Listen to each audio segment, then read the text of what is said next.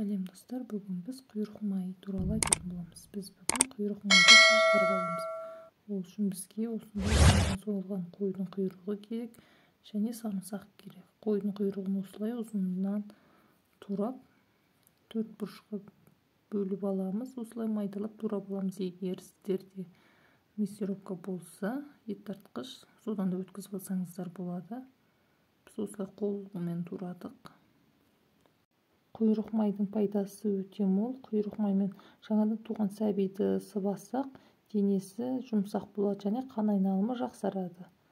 Енді кезекте бізде сарымсақты ашып дайындап алдық алдын ала. Сарымсақ көп қосудың қажеті жоқ. Мінекей осындай блендермен езіп алдым. Бұны майдалап қолмен турасаңыздар да болады. Осылай блендермен езсеңіздер де болады. Қалай ыңғайлы, солай жасасаңыздар болады. Және міне табаны қыздып, құйрықты салдық. Құйрықты енді қыздырып, майын шығарамыз, шыжғырамыз. Осылай араластырып тұрамыз, біркелкі барлығы қызарады. Нәрестелердің қол-аяғын керіп созғанда сәбидің буындары жазылып, денесі сымбатты болып өседі. Сол үшін құйрық маймен сыбап тұрыңыздар нәрестелеріңізді. Міне осылай майымыз қызып, қызарып жатыр, майы шықты мінекей. Міне шұжық, біз бұны шұжық дейміз. Баяғыда аналарымыз осылай шұжықтан нан жасайтын. Осылай сүзіп аламыз шұжықты. Шұжықты тамаққа қоссаңыздар дәмі өте керемет болады, әсіресе орамаға қоссаңыздар.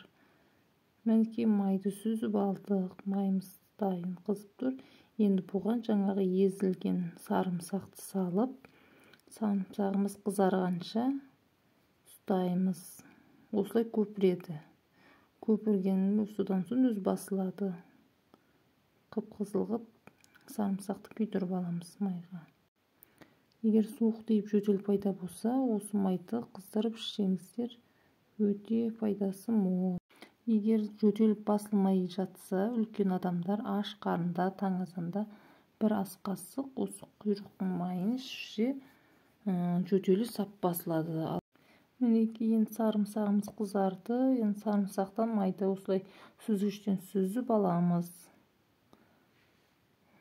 Кішкентайлар егер жөтел пайда болса, кішкентайлар шай қасықпен таң азанда ішу керек. Жөтел сол кезде қояды. Мінекей сарымсақ қосылған қойдың құйрығының майы дайын болды. Осылай сүзіп алдық. Егер сізде балаңызда, үлкен адамда температура болған жағдайда қойдың майымен сыбауға болмайды. Естеріңізге сақтап алыңыз. Егер бүгінгі видеом сіздерге ұнап жатса, лайк басып, комментарий жазып кетіңіздер. Ауырмаңыздар.